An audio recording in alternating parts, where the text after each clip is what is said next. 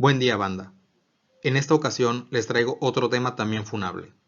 Vamos a hacer un breve resumen del libro de Ben Ross-Snyder del año 2013 llamado Capitalismo Jerárquico en América Latina. Es decir, no voy a dar mi punto de vista, sino que me voy a limitar a tratar de exponer lo más importante del texto. Ben Ross-Snyder es profesor titular en el Instituto Tecnológico de Massachusetts. Estudió un doctorado en Ciencias Políticas en la Universidad de California y sus investigaciones se han enfocado en el estudio de la política comparada, política económica y economía del desarrollo en América Latina. El autor comienza sosteniendo que el atraso en el desarrollo económico de la región se debe a que los sistemas políticos han favorecido la adopción de un tipo de capitalismo que es beneficioso económicamente hablando para una parte de la sociedad, pero dañino para la gran mayoría. Entonces, vamos a comenzar a explicar esta cuestión con más detalle. El libro comienza explicando que con el consenso de Washington y la adopción de reformas de mercado en los años 90 en América Latina, se pensaba que los países de la región se equipararían económicamente a los países desarrollados de Occidente. Sin embargo, sabemos que esto no sucedió. Posteriormente, plantea que esto se debe a 4 hipótesis. La primera es que América Latina tiene una forma duradera de capitalismo jerárquico, caracterizado por empresas multinacionales, grupos empresariales diversificados, escasa cualificación y mercados laborales segmentados.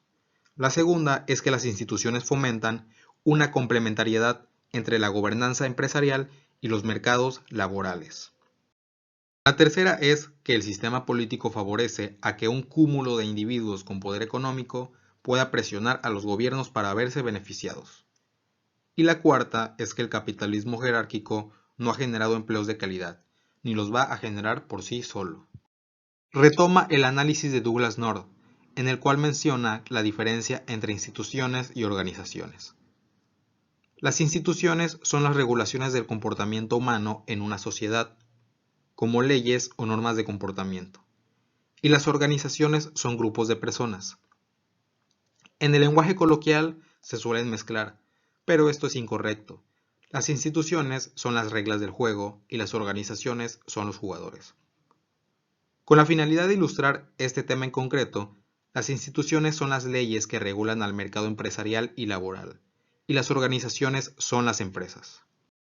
Bueno, Snyder dice que en América Latina las empresas están politizadas, es decir, son organizaciones que intentan cambiar o inciden en la elaboración de las instituciones. En el ámbito académico se ha descuidado el estudio de las organizaciones, porque se piensa que éstas responden simplemente a lo que las instituciones las dejan hacer. Lo que el autor relaciona con el hecho de que en América Latina los gobiernos se han preocupado más por la reforma institucional para adoptar un tipo de mercado, pero no se han preocupado por el tipo de empresas que vayan a operar en dicho mercado.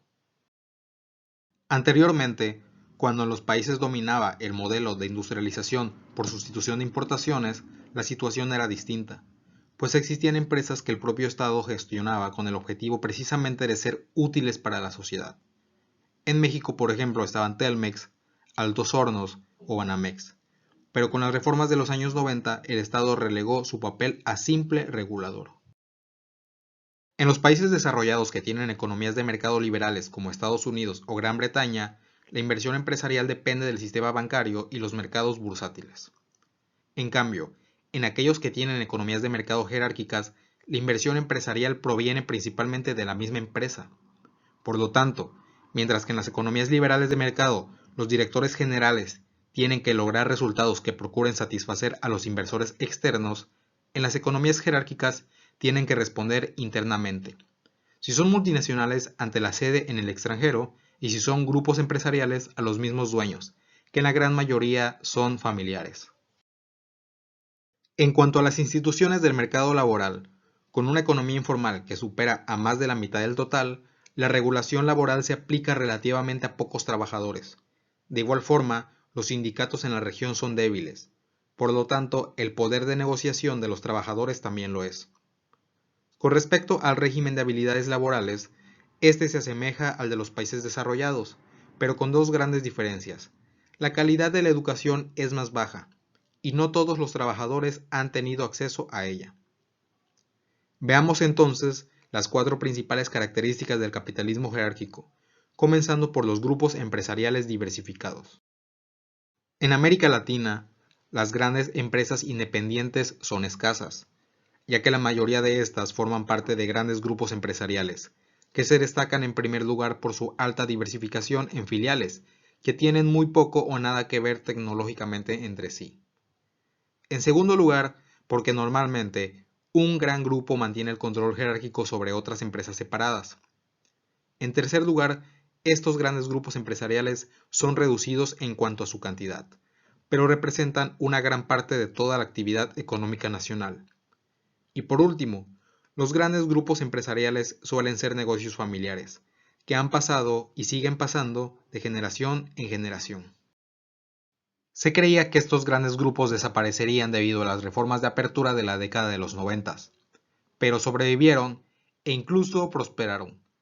¿Cómo lo lograron? Mediante su incursión en sectores que estaban previamente reservados para el Estado y que en su mayoría siguen regulados por este, lo que permite otorgar concesiones a discreción, como es el caso de las materias primas, también con la adquisición dudosa de activos privatizados, y con la diversificación hacia sectores que no tuvieran competencia con las nuevas empresas que estaban llegando, principalmente hacia aquellos donde se requiere bajo uso de tecnologías de punta. En resumen, se refugiaron en dos consideraciones: alta rentabilidad y bajos riesgos. Cabe resaltar que en la década de los 2000, más del 90% de los 33 mayores grupos empresariales en América Latina eran de propiedad y de gestión familiar. En 1995, la inversión extranjera directa en América Latina era en promedio 16% de su PIB, en las 4 economías más grandes de la región, a diferencia, por ejemplo, de Corea del Sur, que solo representaba 2%, y las multinacionales eran casi la mitad de los 200 exportadores de toda Latinoamérica. En pocas palabras, las economías latinoamericanas dependían en gran proporción de las inversiones que hicieran las multinacionales en sus territorios, y dichas empresas intervenían en casi la mitad de las exportaciones. En los países desarrollados, el esquema de gobernanza empresarial es corporativo, es decir, accionistas, un consejo de administración y los directivos toman decisiones en conjunto para obtener los mejores resultados para el negocio sin que influyan los intereses personales. En América Latina, tanto en los grupos empresariales como en las multinacionales, las decisiones se toman de forma jerárquica. De forma vertical y no horizontal se organiza el acceso al capital, tecnología y los mercados. Esto ha hecho que en América Latina la economía sigue estando planificada como en el periodo previo a las reformas neoliberales de la década de 1990, solo que ahora quien planifica no es el Estado, sino las grandes empresas o las multinacionales. La tercera gran característica son los mercados laborales segmentados. En América Latina, la mayoría de los trabajadores tienen relaciones cortas con las empresas y débiles con otros trabajadores. Esto último dificulta la sindicalización. Tres características podrían definir de forma general el mercado laboral en América Latina: un amplio sector informal, un amplio sector formal con baja cualificación y alta rotación en el empleo, y por último, una pequeña élite de permanencia laboral, sindicalizada, altamente cualificada y con beneficios laborales. El autor menciona que las regulaciones del mercado laboral son amplias, incluso más complejas que en ciertos países desarrollados, pero el problema es que no se aplica a la gran mayoría de los trabajadores. La cuarta gran característica del capitalismo jerárquico latinoamericano son los bajos niveles de educación y formación profesional. En el año 2000, el promedio de escolaridad en América Latina era de 6.1 años, lo que posicionaba a la región por detrás de Asia Oriental, con sus 6.7 años en promedio, y muy lejos de los países desarrollados, los cuales alcanzaban 9.8 años en promedio, lo que evidentemente deja a los países de la región en posiciones muy bajas en cuanto a su productividad, debido a que las diferencias se dan en los años de educación secundaria, los cuales son cruciales en la formación técnica y profesional. Estos cuatro grandes componentes: grandes grupos empresariales, multinacionales, mano de obra segmentada y su baja cualificación, se complementan en un círculo vicioso que beneficia la persistencia del capitalismo jerárquico. Las empresas multinacionales y los grandes grupos empresariales no suelen competir entre sí, sino más bien se complementan. Con la llegada de las multinacionales, los grupos empresariales locales que habían incursionado en el siglo XX en el sector manufacturero de relativamente alta tecnología fueron desplazados por las primeras, ya sea mediante la competencia o directamente tras la adquisición de sus empresas en dicho sector. Los grupos empresariales no se vieron del todo perjudicados, porque su inversión en este sector era de por sí baja. Incluso se vieron compensados también por la proveeduría de materias primas y de servicios a las multinacionales. Los factores de la baja cualificación en la ecuación y la segmentación del mercado laboral se incluyen considerando que los grandes grupos empresariales y las multinacionales contratan cantidades relativamente bajas de mano de obra cualificada, y por lo tanto les es indiferente si el Estado no tiene una política para profesionalizar a la población. De igual forma, al encontrarse con un mercado laboral de baja oferta de mano de obra cualificada, prefieren incursionar en aquellas actividades que usen menores niveles de tecnología. Aunque existen empresas que realizan actividades de capital intensivo, estas emplean bajas cantidades de trabajadores cualificados. Por otra parte, las empresas intensivas en mano de obra contratan a gran cantidad de trabajadores con baja cualificación. Otro factor a considerar es que la rotación de personal dentro de las empresas suele ser alta, por lo que los empresarios tienen pocos incentivos para invertir en la formación profesional de sus trabajadores. Y estos a su vez reducen su interés en invertir para especializarse en las actividades específicas que realizan dentro de la empresa. La integración jerárquica dentro de las empresas hace que existan enormes diferencias socioeconómicas, étnicas e incluso de lenguaje entre trabajadores y directivos, lo que dificulta aún más la coordinación y negociación entre las partes. El sistema político en América Latina, el cual también se caracteriza por estar jerarquizado, dio paso a que los grandes grupos empresariales locales pudieran tener influencia fácilmente sobre el gobierno. Para comprender mejor por qué América Latina tiene un capitalismo de tipo jerárquico, una herramienta útil es hacer una comparativa entre 4 tipos principales de capitalismo. El liberal, en el cual un ejemplo serían los Estados Unidos; el coordinado, con Alemania como ejemplo; el de redes, característico de Japón y de Corea; y el jerárquico, en donde se puede encasillar a la mayoría de los países de América Latina. ¿En qué se basa esta división? Pues en los mecanismos mediante los cuales se gestionan las ganancias de la inversión, la producción y el intercambio. Estos mecanismos son los mercados, la negociación, la confianza y la jerarquía. Es decir, mientras que en las economías capitalistas liberales la asignación de recursos la decide el mercado, en las coordinadas la negociación, en las de redes la confianza, en las jerárquicas lo hacen las relaciones verticales, desde arriba, desde quien tiene el control de la empresa. En las economías capitalistas liberales, las relaciones de trabajo suelen ser cortas, en las economías coordinadas más largas, en las de red todavía más largas, incluso suelen permanecer durante toda la vida laboral, mientras que, como ya lo mencionamos, en las economías capitalistas jerárquicas, las relaciones laborales suelen ser en su mayoría cortas. En el capitalismo jerárquico, las relaciones de poder jerárquicas regulan la interacción entre empleados y altos directivos, sin la mediación significativa de los sindicatos. De igual forma, los gerentes pueden contratar y despedir empleados fácilmente. En las economías de capitalismo liberal, la situación es similar, solo que hay un pequeño mayor grado de sindicalización. También en parte porque en América Latina, el sector informal es enorme a comparación con el resto del mundo desarrollado. Por ejemplo, en Perú el sector informal llega al 68% y en México al 57%. En Estados Unidos no rebasa ni el 20%. En lo que respecta a las economías de red y las coordinadas, la sindicalización es más alta y se tienen órganos de consulta permanente entre trabajadores y directivos. En cuanto a las relaciones entre empresas, en las economías con capitalismo jerárquico se rigen principalmente a través de los oligopolios. Es decir, hay un número reducido de grandes empresas que tienen la capacidad de subordinar jerárquicamente a sus contrapartes de menor tamaño. Contrario a esto, en las economías capitalistas liberales, la relación entre empresas es competitiva, lo que fomenta la innovación en la búsqueda por sobresalir y ganar mercado. En las de red y en las coordinadas, Las empresas suelen asociarse y cooperar para que el sector en conjunto mejore. Con respecto a los sectores y actividades competitivas por cada tipo de capitalismo, tenemos que las economías liberales lo son en innovación radical y servicios, las coordinadas y las de red en innovación incremental y manufacturas, mientras que las jerárquicas sobresalen en materias primas y manufacturas de bajo valor. El autor señala que existen empresas latinoamericanas como Embraer en Brasil y Techint en Argentina, que sobresalen por tener altos niveles de inversión en capacitación y relaciones laborales duraderas, por lo que estas empresas serían típicas de una economía capitalista coordinada. Sin embargo, el hecho de que estas empresas sean la excepción y sobresalgan pone en evidencia que la región está dominada por aquellas que no innovan, no invierten en sus trabajadores y les dan condiciones laborables deplorables. En muchos países el Estado interviene de forma considerable en la economía.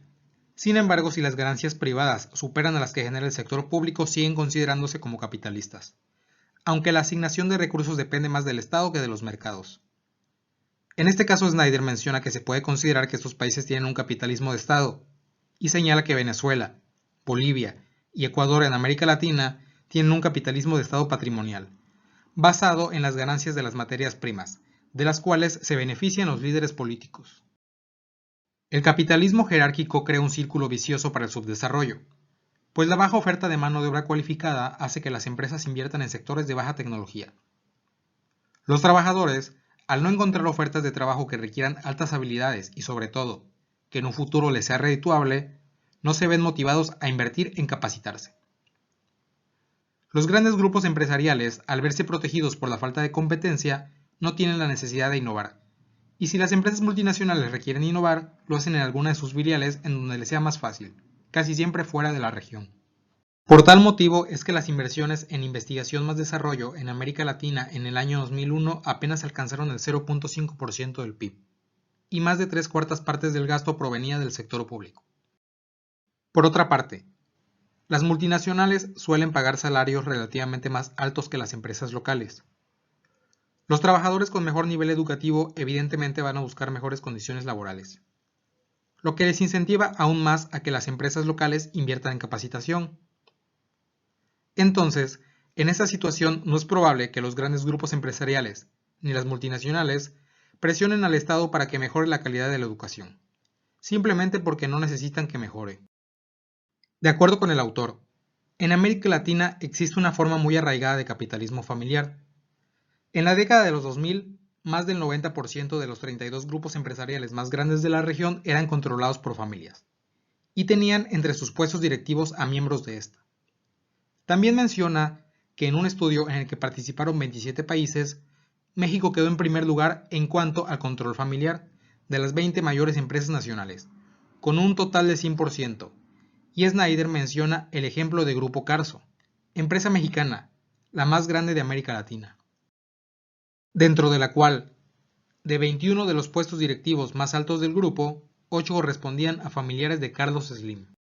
Este control familiar, típico de los grandes grupos empresariales latinoamericanos, también incentiva a que sean ampliamente diversificados, a diferencia de las chaebol coreanas, por ejemplo, o las keiretsu japonesas, que también son grandes conglomerados. Las latinoamericanas suelen diversificarse en sectores que nada tiene que ver uno con el otro, mientras que sus pares asiáticas acaparan distintas actividades, pero en las que la tecnología suele complementarse. Una de las razones de esta amplia diversificación de los grupos empresariales latinoamericanos es precisamente su control familiar. Esto con el objeto de que a cada hijo, sobrino, etc. le pueda tocar un pedazo de pastel. El autor menciona que esto tiene un lado positivo para el negocio, porque al existir estos lazos familiares, los directivos suelen aferrarse a la empresa en lugar de simplemente venderla si les resulta menos rentable.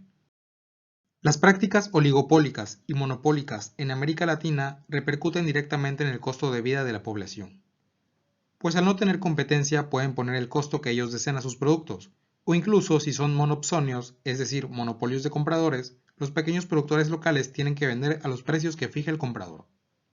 El texto menciona que en México el 31% del gasto total de los hogares está distorsionado por estas prácticas, es decir, pagamos casi una tercera parte más caro el precio de los productos. Ya para cerrar el video, quisiera incluir cómo percibe el autor el tema de la inversión extranjera directa en América Latina. Primero comienza argumentando que el porcentaje es alto comparado con otras regiones del mundo. En 2010, en la región, la IED alcanzó 29.5% de todo el PIB. En Asia Oriental, por ejemplo, esta cifra fue de apenas el 12.4%.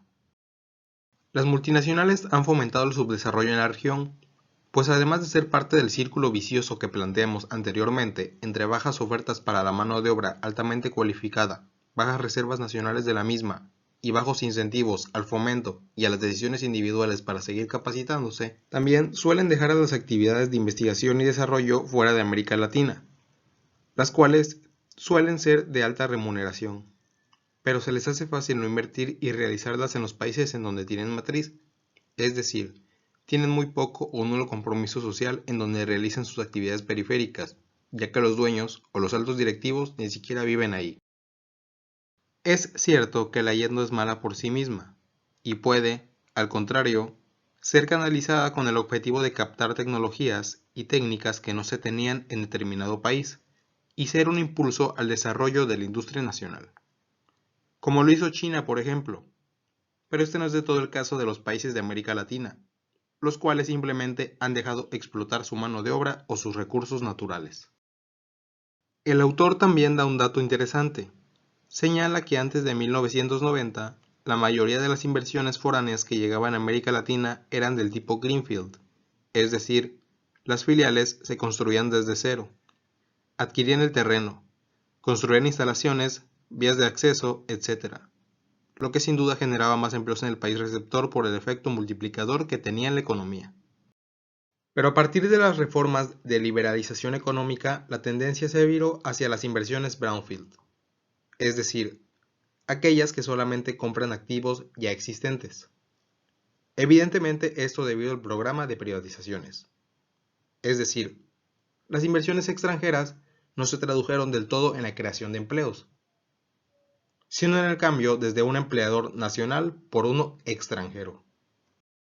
Las inversiones Greenfield son mejores que las Brownfield. Snyder no refuta eso, pero advierte que la llegada masiva de inversiones extranjeras puede deprimir la inversión local, ya que normalmente las empresas extranjeras tienen más recursos, y da el ejemplo de que les es más fácil adquirir terrenos. También argumenta que la llegada de las poderosas multinacionales puede hacer que las empresas domésticas se vean subordinadas en cuanto a sus encadenamientos productivos con estas. Por ejemplo, la llegada de un gran exportador de alimentos enlatados que fije los precios de compra a los pequeños y medianos campesinos locales, o alguna empresa manufacturera que pida exigencias y precios que apenas les den margen de utilidad a los proveedores de insumos locales. Y bueno, el libro sigue, pero no quiero hacer un video de media hora. Creo que puse los puntos más importantes. Gracias por ver el video. Yo soy el profesor Saúl Zárate y nos vemos en el próximo tema.